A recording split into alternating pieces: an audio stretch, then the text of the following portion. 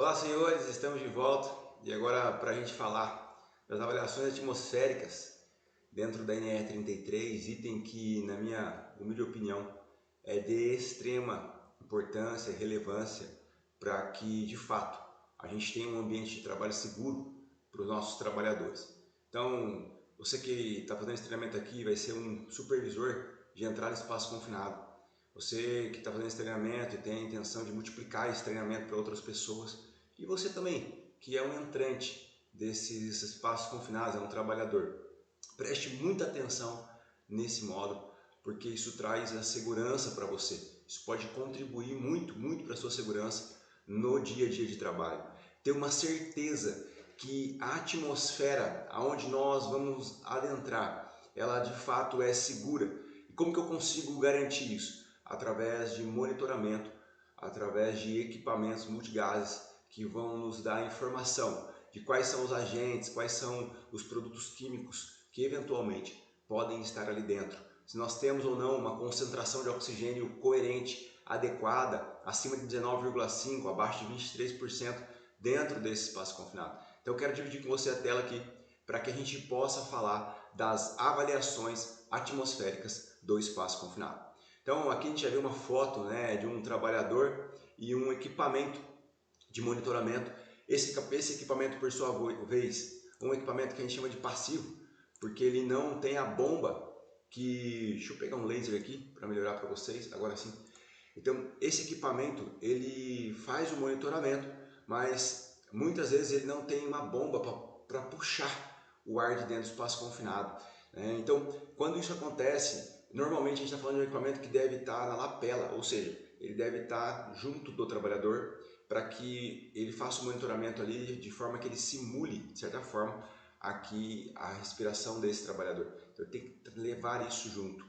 Diferente disso, a gente tem equipamentos que tem bomba, então ele faz a sucção do ar, então de fora do espaço confinado você consegue ter informações do que tem ali dentro. E esse, por sua vez, é o equipamento mais adequado para as avaliações iniciais. Então eu vou te explicar mais sobre isso. Aqui a gente vê um aparelho multigás, né, como eu comentei, que ele faz as duas funções, você consegue acoplar a bomba nele, tá? Mas ele está fora do espaço confinado, esse equipamento. Claro que você percebe aqui que você tem a mangueirinha dele, tá lá. E essa mangueira, por sua vez, está lá dentro do espaço confinado. Então até aqui, ok. Essa é a maneira correta de se fazer. O equipamento aqui fora, mangueira lá dentro, fazendo a sucção desse ar e eu tendo aqui no meu visor a leitura correta do que eu tenho dentro do espaço confinado. Então, aqui é apenas uma imagem para a gente começar a falar desse assunto, mas vamos para a norma, né? Então, o que fala aqui na nova NR33 de 2022? Avaliações atmosféricas. As avaliações atmosféricas iniciais no interior do espaço confinado devem ser realizadas com o supervisor de entrada fora do espaço confinado. Então, você que é um supervisor, você não pode adentrar para fazer essa medição. Você tem que fazer essa medição lá de fora, através desse mecanismo que o equipamento oferece, que a gente acabou de explicar, que é o uso de bombas.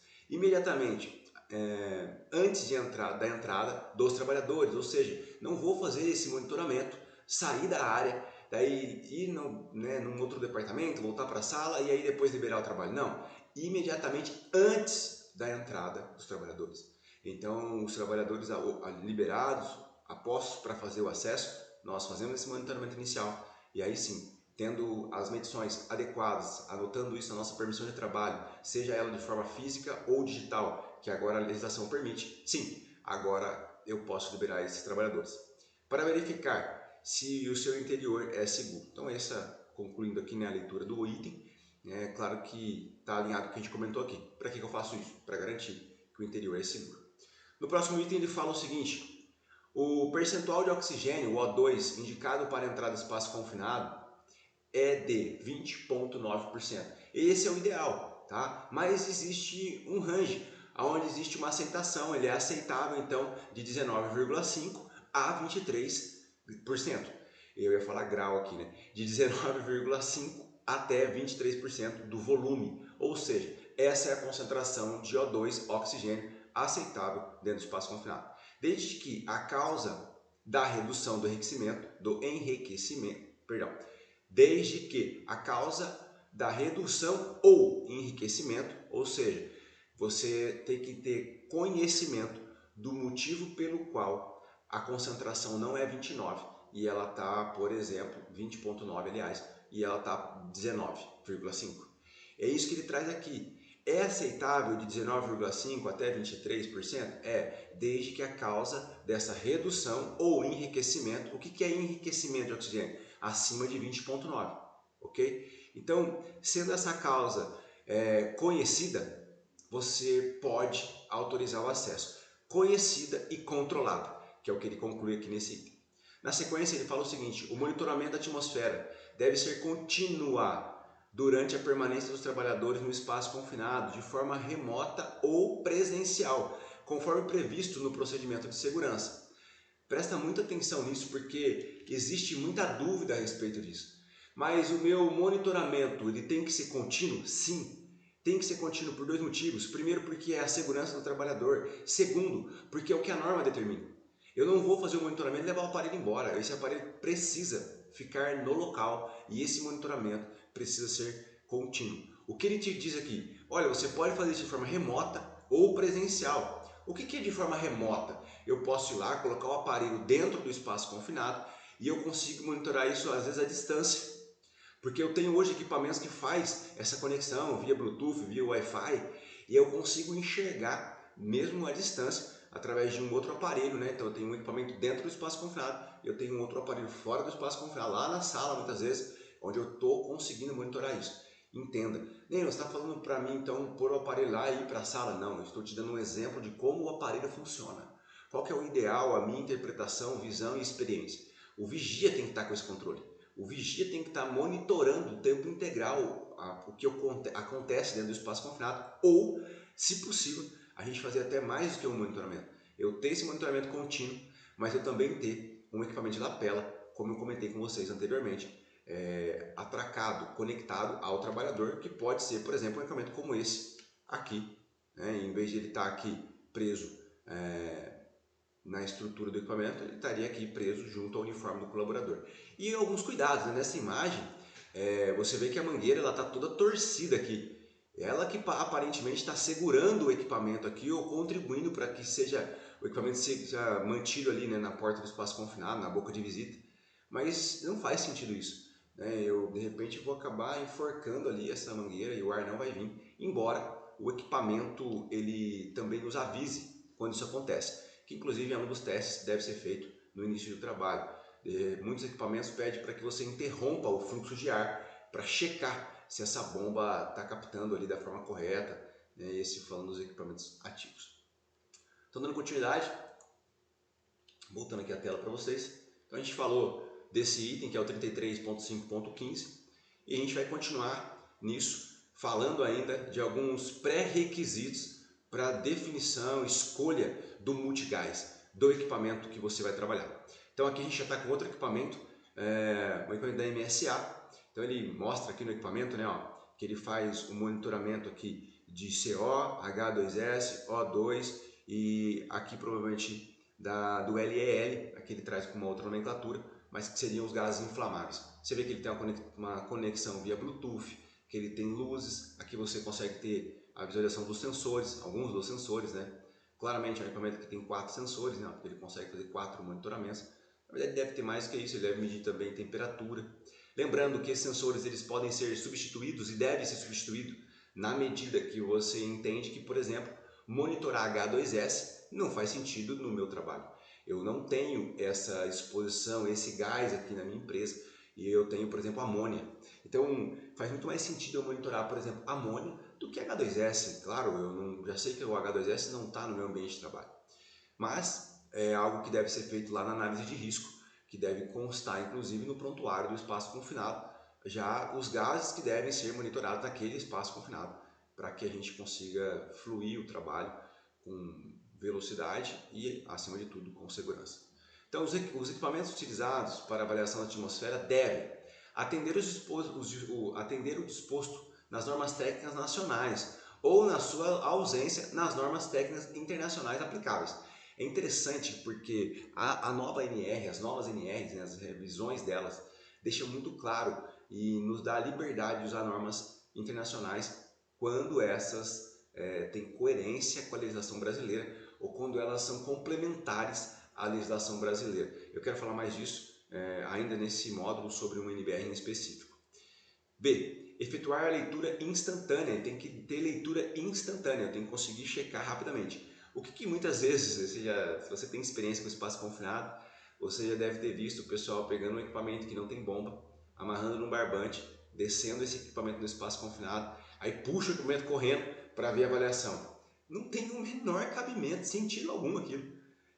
Aqui está claro, efetuar leitura instantânea.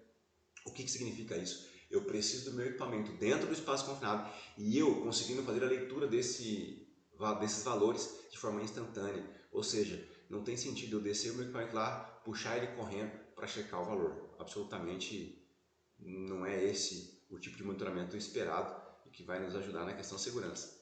Esse equipamento deve ser intrinsecamente seguro, ou seja, tem que garantir que ele não vá gerar centelhamento, fagulhas no ambiente de espaço confinado, onde, por exemplo, você está liberando um tanque de etanol, metanol, tantas ou gasolina, solvente.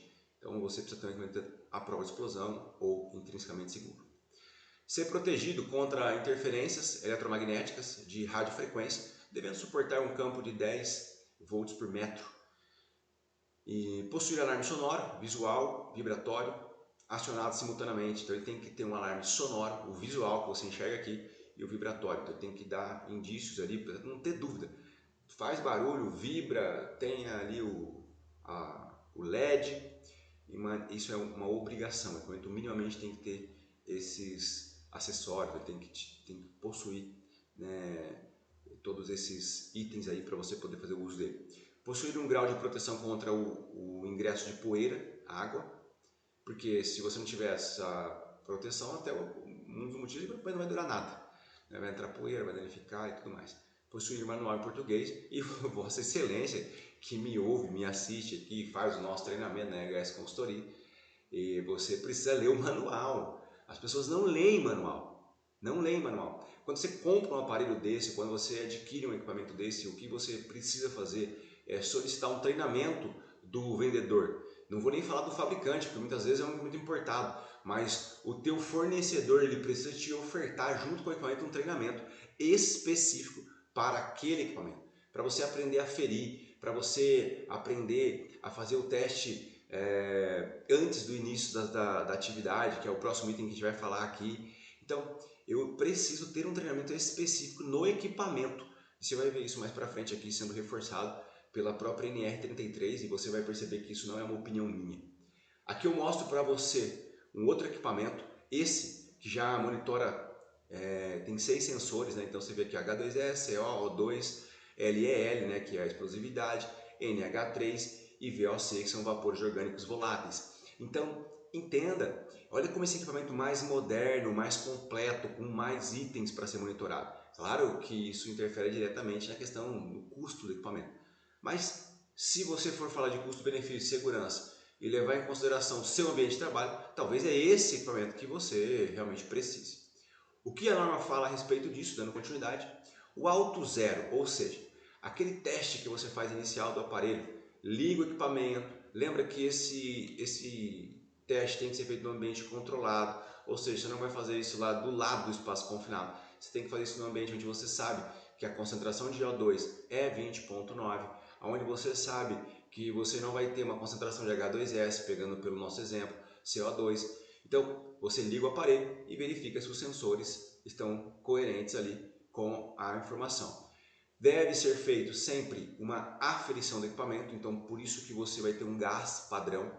Então, junto com o seu equipamento, você vai ter um outro kitzinho de gás, conecta no seu aparelho, liga o aparelho e ele vai ter que bater os valores. Então, se você sabe que naquele seu cilindro você tem uma concentração de H2S de 25 ppm, você libera o gás, liga o seu equipamento e o equipamento tem que mostrar 25 ppm de H2S. Então você consegue testar o seu aparelho. Lembrando que isso não é calibração, isso é uma aferição que você pode fazer internamente se você for treinado e capacitado para isso. Novamente reforço, essa capacitação na maioria das vezes vem via fornecedor. Ok? Então voltando aqui, deve ser realizado diariamente antes do início das avaliações. Então, acabei de te explicar esse primeiro item. Próximo item aqui. Quando o auto zero ou o teste de resposta falharem, o equipamento de avaliação deve ser ajustado ou parametrizado pelo trabalhador. É a aferição que eu acabei também de te explicar aqui, desde que devidamente capacitado. Então você vê que ele bate com as informações que eu estou te passando aqui. Você, trabalhador, você, supervisor, você, técnico de segurança do trabalho, engenheiro de segurança do trabalho, pode fazer a aferição do equipamento? Sim. Entenda, a aferição é bastante diferente de calibração. A calibração você manda para um órgão externo e a aferição, por sua vez, você pode sim fazer dentro da companhia através de alguém capacitado, treinado para isso. A calibração do equipamento de avaliação deve ser realizada por laboratório de calibração acreditado pelo Instituto Nacional de Metrologia, conhecido como Inmetro. Enfim, é isso, né? Instituto Nacional de Metrologia, Qualidade e Tecnologia, que nós também conhecemos como Inmetro, como eu falei aqui. Então, a calibração, reforçando, feita por um laboratório credenciado, que tem condições de fazer isso, vai te fornecer um laudo de calibração, um certificado, aliás, de calibração, e aí você então tem o equipamento devidamente calibrado. Pergunta que o pessoal costuma fazer: devo calibrar o equipamento quando? Depende do seu ambiente de trabalho. Existem ambientes de trabalho onde existe sempre uma concentração alta dos agentes e isso faz com que o equipamento se calibre mais rápido. Muitas vezes o sensor satura. O que ele satura? Ele já, se liga o aparelho, ele já mostra que tem contaminante, mas na verdade ele não tem. É que o filtro contaminou, muitas vezes o filtro, muitas vezes o próprio sensor. Então você vai ter que fazer isso de acordo com o seu ambiente de trabalho. De boa prática de mercado, orientação do fabricante, no mínimo uma vez por ano você deve fazer a calibração externa, mas eu já trabalhei em lugares que a gente tinha que fazer 3 em 3 vezes, porque o equipamento descalibrava. Então a gente tinha já lá 12 aparelhos e aí a gente teria que ficar sempre mandando ali todo mês praticamente, tinha equipamento nosso calibrando, mas era muito da característica da nossa operação, era uma necessidade, porque a operação causava isso. Ambientes de trabalho onde normalmente não se tem agentes em concentração acima do limite de tolerância, que o aparelho não fica captando concentrações altas, talvez você possa fazer ali a calibração a cada 1 ano, tá bom? Lembrando que isso não é uma regra, e sim uma recomendação do fabricante. Nós não temos no Brasil hoje uma norma sobre a calibração. Deve calibrar assim. Pode vir a surgir, a princípio não conheço. Ok? Então, dando continuidade, falando agora sobre o plano de ação, eu quero abordar aqui 2 pontos importantes. No item 35.5.18, o plano de ação, ele está falando do quê? Que as medidas de prevenção para espaço confinado devem estar contempladas no plano de ação, nos termos do subitem 1.5.5.2 da norma NR1. Do que ele está falando aqui? Ele está falando que você tem que ter coerência entre as normas e que aquilo que você enxerga como risco, automaticamente você define medidas de prevenção, precisa conversar com a NR1, logo conversar com o seu programa de gerenciamento de riscos. Eu creio que nós já falamos disso aqui em outros módulos. Então tem que ter um plano de ação com as medidas de prevenção, melhorias para os seus espaços confinados. E continuando nesse assunto de ter um plano de ação, você tem que ter um plano de ação para preparação e resposta à emergência. O que seria isso? O que ele fala lá no item 33.5.20, eu vou ler na íntegra para você aqui. Preparação para emergência. A organização deve, além do previsto na preparação para emergências, estabelecida pela NR1, elaborar um plano de resgate para espaços confinados, podendo estar integrado ao plano de emergência. O plano de resgate deve conter. Então, a primeira coisa que você pode anotar aí, a empresa obrigatoriamente deve ter um plano de resgate para espaços confinados. E esse deve ser feito por espaço confinado, por tipo de espaço confinado. Um espaço confinado vertical é uma metodologia de resgate. Um espaço confinado de acesso horizontal, boca de visita horizontal, uma outra forma. Muitas vezes demandando menos ou mais pessoas, inclusive para esse resgate e também equipamentos e acessórios. Então, continuando, o plano de resgate deve conter identificação dos perigos associados à operação de resgate.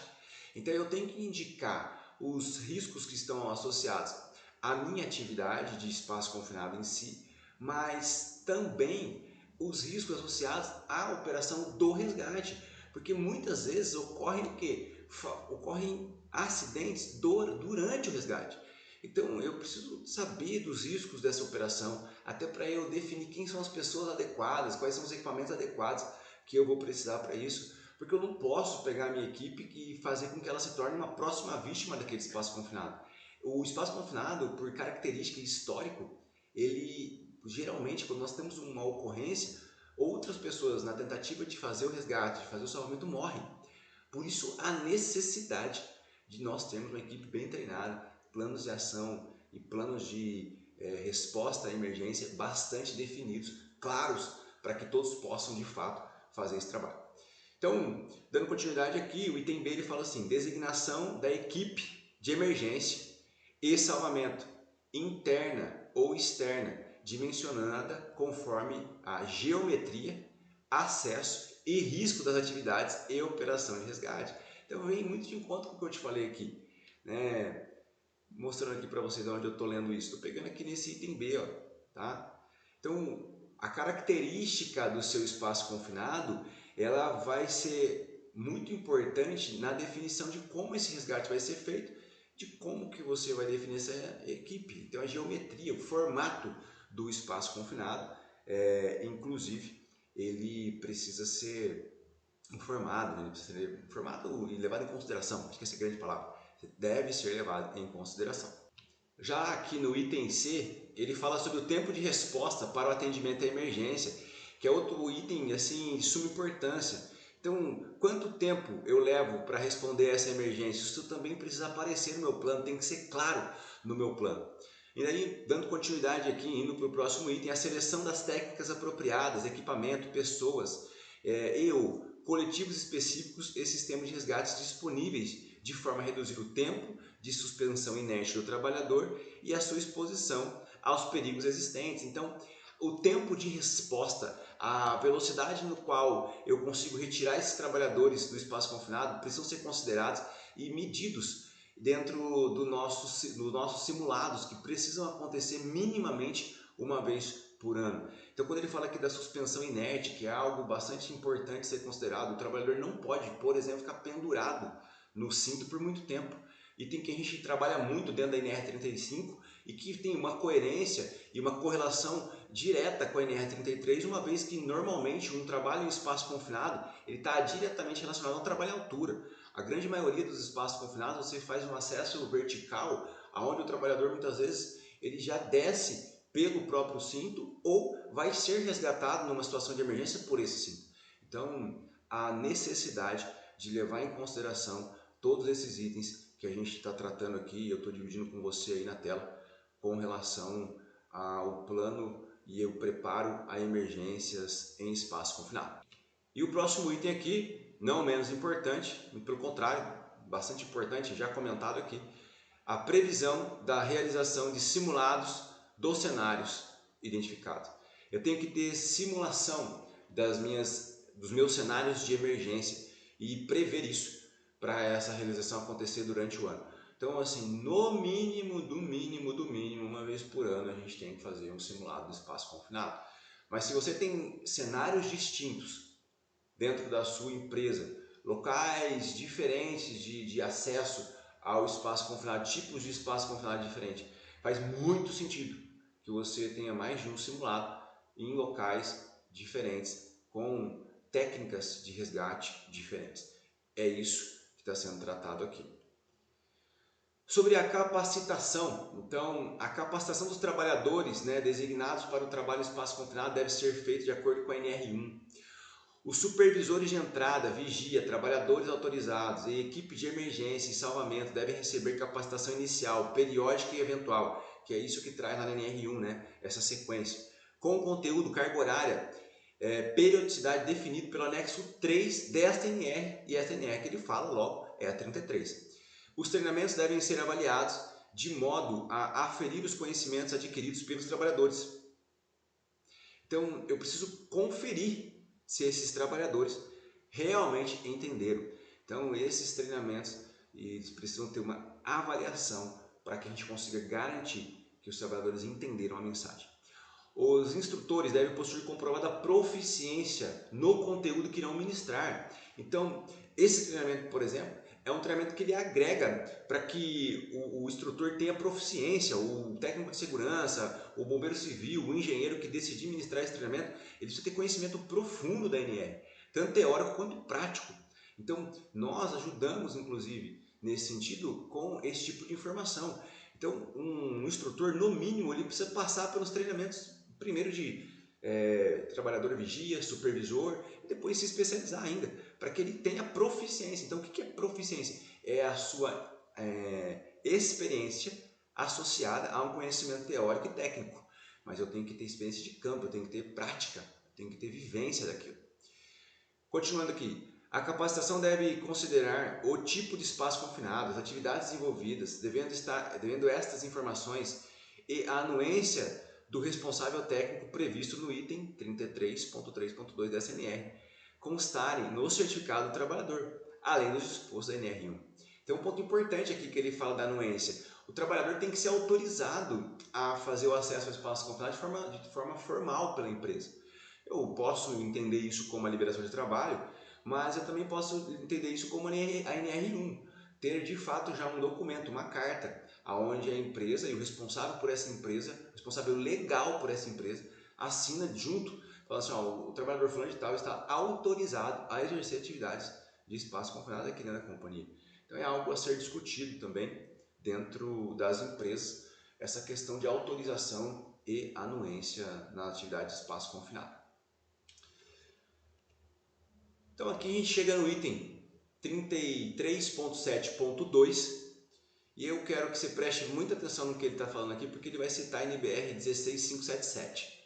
No que não conflita com as disposições constantes nesta NR, recomenda-se a adoção das disposições previstas na norma técnica ABNT NBR 16577 e as suas revisões referente a, presta bastante atenção, a equipamentos de sondagem inicial e de monitoramento contínuo da atmosfera. Então ele está te dando uma orientação. Veja o que a NBR 16577 fala sobre os equipamentos de sondagem inicial e de monitoramento contínuo da atmosfera, reforçando que esse monitoramento deve ser contínuo. B. Serviço de emergência e salvamento. Então, essa NBR ela nos dá uma referência bastante grande sobre serviços de emergência e salvamento, sobre a capacitação desses trabalhadores, sobre como treinar, sobre o conteúdo programático. Então, eu não consigo trabalhar hoje com a NR33, ou pelo menos eu não deveria, sem considerar algumas NBRs, como por exemplo a 16577. C. Prevenção de riscos em espaços confinados mediante o projeto. Então, se tem um bom momento para você prever risco, é no projeto. Projetos de instalação, projetos de melhoria, de revisão. Por exemplo, eu já trabalhei em empresas que quando a gente ia fazer o acesso do espaço confinado, não tinha onde fazer ancoragem. Era um espaço confinado, por exemplo, similar a esse que vocês veem aí na imagem, mas com um teto em cima, onde eu não conseguiria montar o meu tripé, como aqui foi montado. E eu também não tinha um ponto de ancoragem no teto. Então, como que eu faço isso? Aí, às vezes, tem um ponto de ancoragem, mas um ponto de ancoragem, por sua vez, e que não está no padrão da NR35 e seus anexos. Então, não adianta um ponto de ancoragem, compreendendo a palavra aqui, né, Xing-Ling, que não dá para ter certeza se ele suporta, de fato, o trabalhador mais o resgatista. Então, eu preciso ter pontos de ancoragem coerentes que estejam em conformidade com as outras normas, por exemplo, ou eu ter condições de montar um tripé e ter um tripé devidamente homologado, né, também dentro das normas. Mas o que ele está falando aqui? Se você está na fase de projeto, é o melhor momento para a gente pensar na prevenção dos riscos e em como, por exemplo, fazer depois o acesso e já deixar situações ali prontas para que quando eu necessitar de uma emergência, usar, né, o sistema de emergência, eu consiga.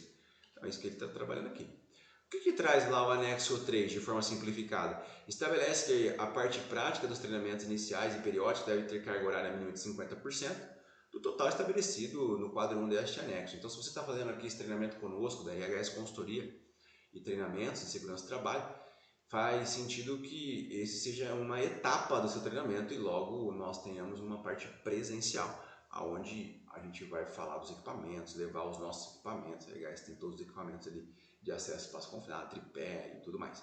Então, é disso que ele está falando aqui. O treinamento precisa ter uma parte prática, não tem como fugir disso, né? 33 precisa, 35 precisa, outros também. Capacitação. Supervisor de entrada. Então, pegando aqui a primeira coluna, né? Eu tenho aqui a capacitação, supervisor de entrada, vigia e equipe de emergência.